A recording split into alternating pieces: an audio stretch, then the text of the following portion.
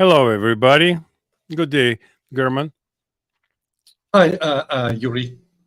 Let me explain to those who found themselves unexpectedly on the screen. Let me explain to you what's going on. We are Americans. We are pro-Ukraine. We are anti-Putin's Russia, and we try to bring this certain twist to the situation, to certain clarity, because there are people who do not. Um, Follow the circus that is on television and the internet right now regarding Ukraine, Ukraine, Ukraine, which is another Russia hoax. To me, it's absolutely similar situation where the conversation does not coincide with the reality.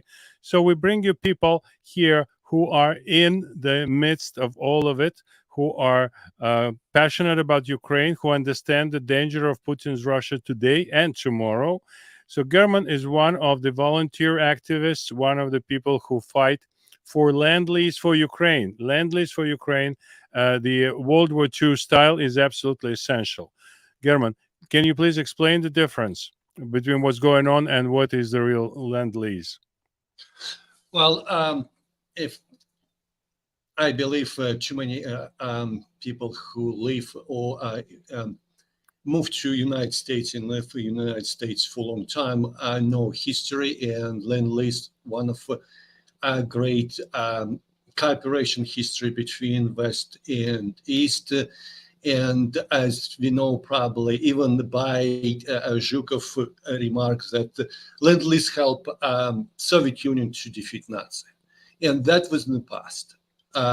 Differences, what we have right now, a Lend-Lease which been adopted by Congress and signed by Biden administration in May 9, been actually open, but it's not working.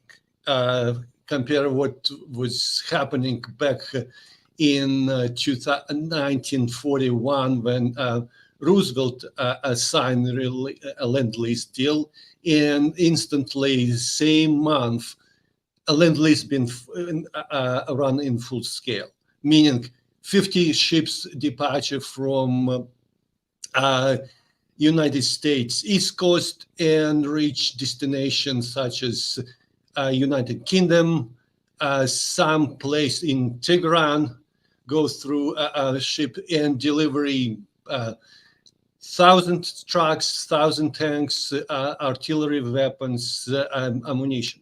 But that would not happen this time. And because we have problem this Biden administration, literally Biden administration for 18 months would already happened to be on a anniversary on August 24th. Drug Lend-Lease to almost for stalemate. So basically, and a volunteer who actually extremely concerned about this war and scale of war and invasion start to gathering sometimes in November, December to see what's basically happened, how ordinary United States citizens like you and me can help. So we initiate group which is founding father was like for our movement was like Yuri Tabak, was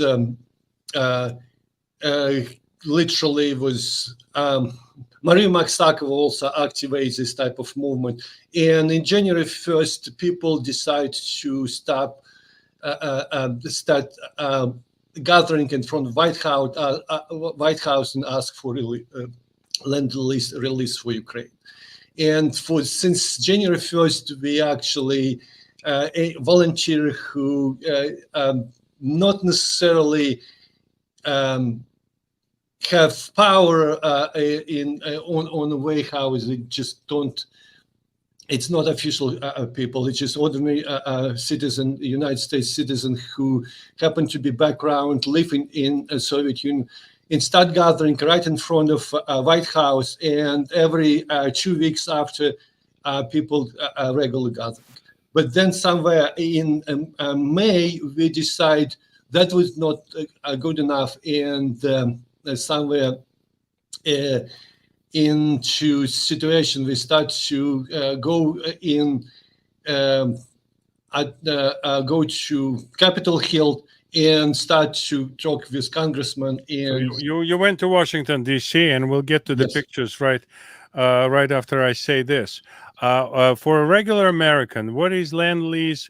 It's for a lot. Not too many people know what it is. You got to be a bit of a history buff to know all this. So it was just a waterfall of help, not material, not money, not financial help for Soviet Union world during World War II. It was weapons. It was materials to build more weapons, equipment to build more weapons, foodstuffs, uniforms, even the buttons for Russian Red Army, Soviet Red Army, were made in Rochester, New York. So that was the scale. It was above $1 trillion. Amount of help for the Soviet Union to defeat Nazis. And at the time, of course, everybody knows that Soviet Union was run by the communists, and one of the most evil ones, tough competition, Joseph Stalin. So that didn't stop, because the danger of Hitlerism, Nazism, was deemed being a much greater evil. So this time, United States government in the Congress and the White House decided to help financially, to pass the money. Money change hands. Money goes to many companies that serve as intermediaries just by virtue of this business being constructed.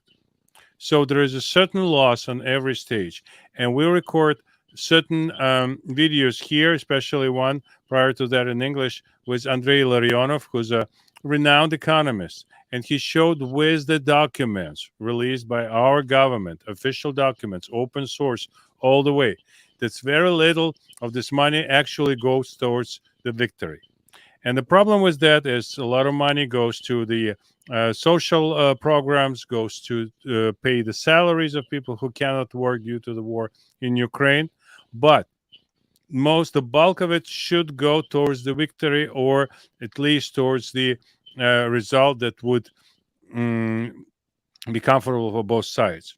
So Russia must go back to the borders of 1991. And that's the acceptable story for now. But when money goes into a country as poor as is Ukraine, it opens door to the corruption.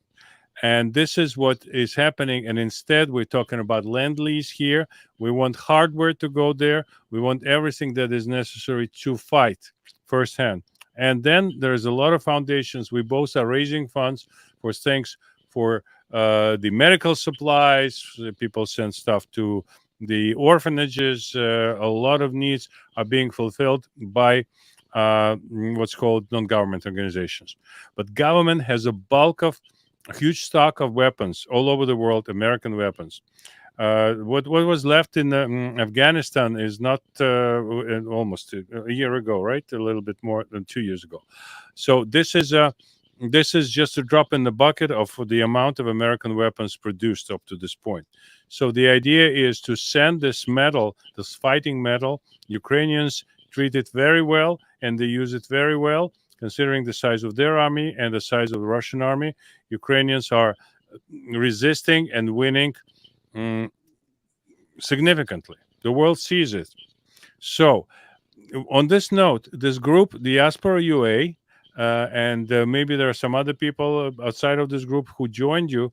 They went to Washington, D.C., they went to the Capitol Hill, they talked to the congressman to tell them that this law that was enacted by President Biden last year, May 9th, that says Lend-Lease as we know it. What is Lend-Lease? Lend-Lease is how it went during World War II. So this form of cooperation, this form of assistance is a valid one, and it should start immediately. And nothing happened under this act. And now it's just 1 month left for it to go out of circulation, out the window, and nothing happened despite all the talk. There are some weapons made. There are some tanks in production. In 2 years, they're going to be delivered to Ukraine, manufactured first, with all the tanks standing, conserved, and packaged for long-term storage, so to speak, in the deserts, in the mountains, in the everywhere. A lot of parks for the industrial parks are used for storing all this machinery that has to go to Ukraine, according to this act by President Biden. Nothing happened. We are Trump people. We are MAGA people. And there's a huge propaganda wave against the Lend-Lease in Ukraine. They try to coach Ukrainians not to trust Republicans, fear Trump's presidency that is coming next year, and never trust people who wear MAGA hats. And nevertheless, we go into the midst of them, we talk to them. They like what they hear, but they are full of distrust to the general situation, and they basically lost. And we go there and we try to educate people and calm them down and say that America is with them, because they cannot tolerate. It's very painful to them. Hear this Russia after Russia. They hear Ukraine. Basically, Ukraine is not a friend. Ukraine is corrupt. Ukraine is not worthy of our support, and all those things that normal people who know about the history of Russia, they cannot really stand. And we decided to reach out with this English language. We call it English, right? So it's something that I think 90% is understandable of what we say, despite all our natural mistakes and natural kind of passion, which forces us to make those mistakes. So, Geirman, I'm sorry about the long interruption, but I wanted to just to kind of establish the premise for where we're coming from.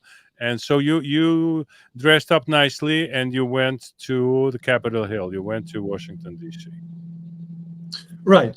And that was several trip. With basically Diaspora UA start with kind of joint meeting with Ukrainian foundation, and they don't see much traction. So we went, whatever people who stand in front of White House, this is exactly the same people who every Saturday or second Saturday stay in front of White House on freezing rain and scorching heat.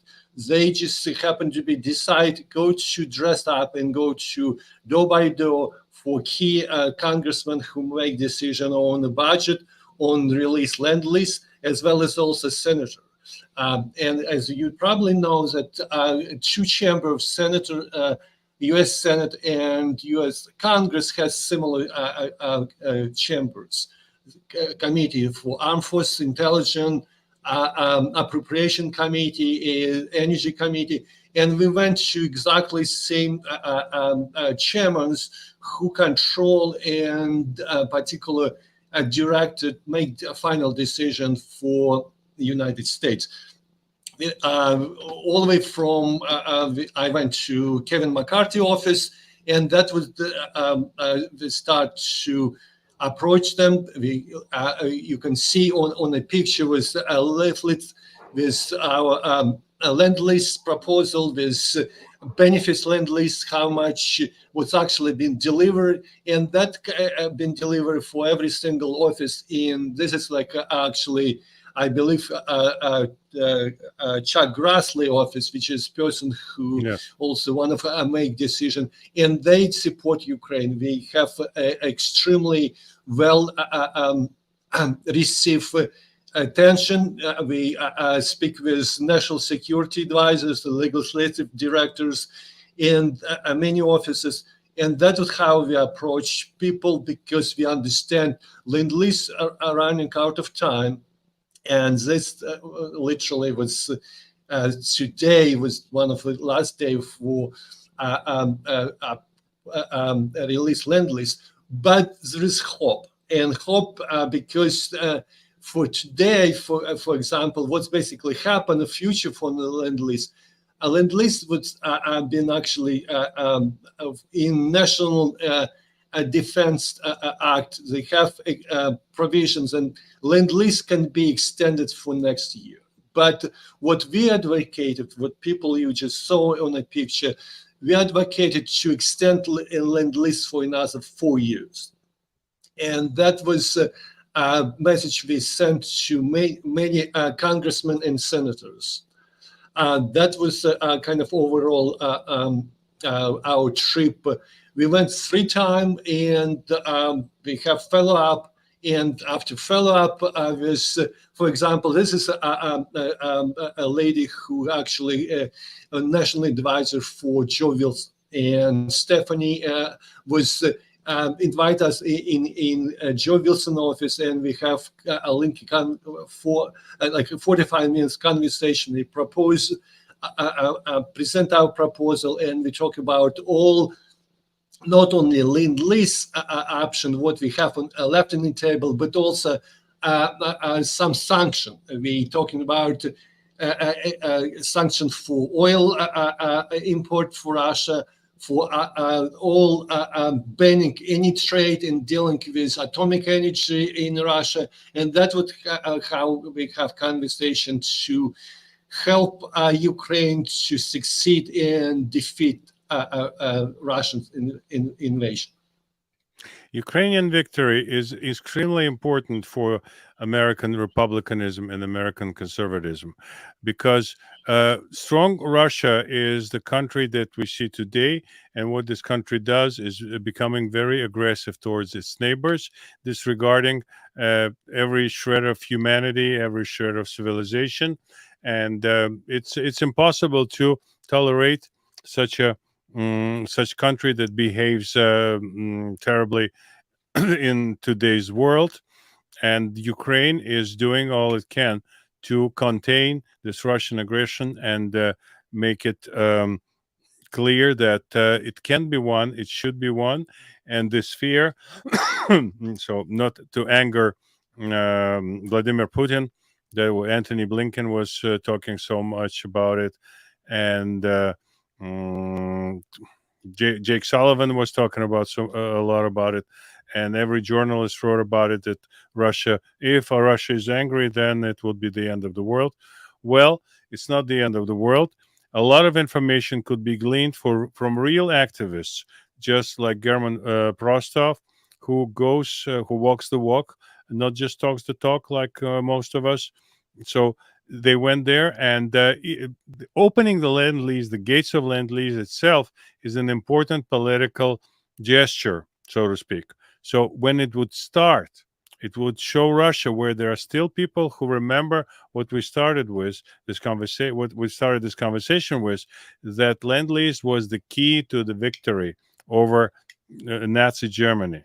That was actually the big support, huge, enormous support, with the trucks, with boats, with tungsten that helped create those legendary Russian tanks that they are still using it in this war, T-34. So a lot of things went there. The planes, the bombers, everything was very, very much built and made work with help of Americans who deemed necessary to support. And one more thing I would like to add to this, Geirman, that it was absolutely not a huge priority for a regular American. They just knew that they're doing the right thing. They knew that their money is not going anywhere. They paid for this whole shebang with all the weapons, for all the tanks already with the taxes. It was already made. So it went there, and it helped to defeat Nazism. And then the conditions were, whatever is destroyed is destroyed. It's done with. We don't count it as anything. Whatever you have no use for, you want to return it, you can return it if it's in usable condition. What you want to keep, you got to pay for it. Considering the mortgage, considering the amortization, considering the damage, just they paid pennies. Britain paid almost everything, that almost full price, very very meticulously, still less than it cost to manufacture. Russia, then it was who inherited all the debts of Soviet Union. Russia paid literally, I don't know, less than 10%, I think, of what it was. Very, very little money, and it happened. The full Great account was closed in the whole account was closed in 2006, after 1945. Now, what is important is military victory. There is no use for the Ukrainian citizens living on American money under Vladimir Putin. It's nonsense. It will never happen. There will be huge guerrilla war if, God forbid, Putin takes over Ukraine. Like it was in Donetsk, Donbass, Lugansk, it was guerrilla war all this time, all those years from 2014 when they took over. So it was not a peaceful place after Russia took over, and more even more so should be said about the whole of Ukraine, as Putin plan is pushing him to accomplish. So, what do you think? Where is any news from Ukrainians using American machinery, German? What do you hear from Ukraine? How does it help? Is it superior to Russian military equipment, Russian arms and weapons? Well, what basically I watch a lot of things, and I want to go a little bit back to situation when United States citizen understand why we're standing for land lease, because it's an open floodgate for released more weapons, more drones, more airplanes, more tanks, and that give advantage to Ukrainian armed force to have all Bradley vehicle, all engineering equipment to clear all mine and succeed. Because what basically Biden administration give little by little, like 35 Abrams tanks. Obviously, it's not enough. Ukraine needs 100, 200 at least. Bradley vehicle. And what you mentioned is all this equipment sitting in, if anybody go to Google, it says Sierra Army Depot, and it's sitting in California. There is similar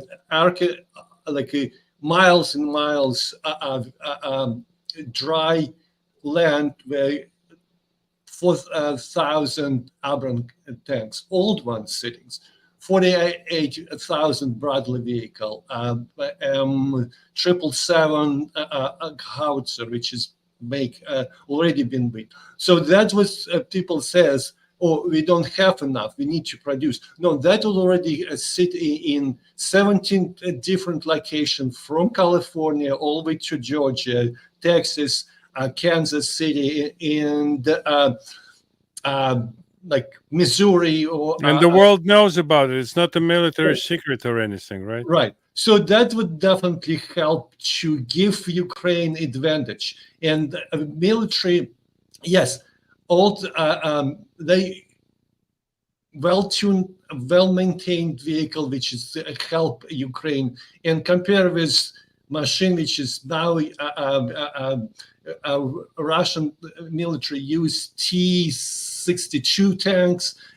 Obviously, it's what United States can deliver in much advanced, much better equipment, which are ready for fight Cold War. So that would definitely differences. On a scale of understanding much higher level, yes. If, for example, Ukraine fail, what's going to be happen next? So basically, a country like China, like Iran, and going to be look for take advantage. Korea going to be attacked, South Korea. China going to attack and try to invade Taipei. Iran going to attack Israel. That's going to be change a lot of landscape in international scale. So Ukraine have to be win, and they have to liberate of all occupied territory in 1991. Otherwise, there is no deal. You can see literally, you cannot trust Russian. You cannot make deal unless they kill and move all the way, liberate entire Ukrainian territory. There is no some kind of like half deal. It just doesn't work this way. It doesn't. It's Merkel and Mitterrand shows that it doesn't make this deal with Russians. They Macron, have yeah. they take break to 6 months and they're going to attack again. That's not going to work until Ukraine going to completely clear from a Russian troop. That's going to be victory from for Ukrainian. And that would basically, so that would essence why we're standing not only for Ukraine, but we are standing for freedom across entire world. So I don't want to, if China going to be aggressive, so United States have to take action in Taiwan and send American troop. I mean, I don't want my son or my daughter go to war, and so do you probably. So many Americans. So now it's time to help Ukrainian with military, not with financial, like deal what Biden, corrupt Biden administration doing, but it's help to send necessary equipment, and that's what my answer. Yeah, and I would encourage everybody listening to our program, go and find the much hated Wikipedia article. Wikipedia is hated, not the article. Of course, the article is about land lease. So you would appreciate the scope, you appreciate the skill, you appreciate the passion of our American your American ancestors. My ancestors at the time were the recipients of American help. They were fighting Nazis on the front, and they remembered until the last day. They remembered the egg powder, the milk powder, the Great American Boots, and the all the things that were sent by the United States to help defeat Nazi army during World War II. And again, to remind everybody, the idea is we recently have discovered that our American government is pretty corrupt. And of course, we have to bring up the name of the president of the United States, Joe Biden, and his family. So the move like that was sending money to Ukraine, sending America money, perfectly good money to Ukraine. So people would fill the coffers here and fill the coffers there, and what's left goes for buying stuff from, again, people who are inflating the prices of this all over the world, by the way, not necessarily in the United States. So this situation is intolerable, very ineffective. And all we can do here, we are not members of the government, we are not members of Congress or anything else that has the power to dictate or power to advise. We just want to say the way that help worked was what actually is needed has to be delivered if there is a will to do it. And the way to do it is to enact the delivery of the equipment that is sitting in California, in Kansas, and all those great states of the United States of America that is not of, most recent modification. Older models, perfectly good condition, 10-year-old, 5-year-old, 20-year-old, 15-year-old.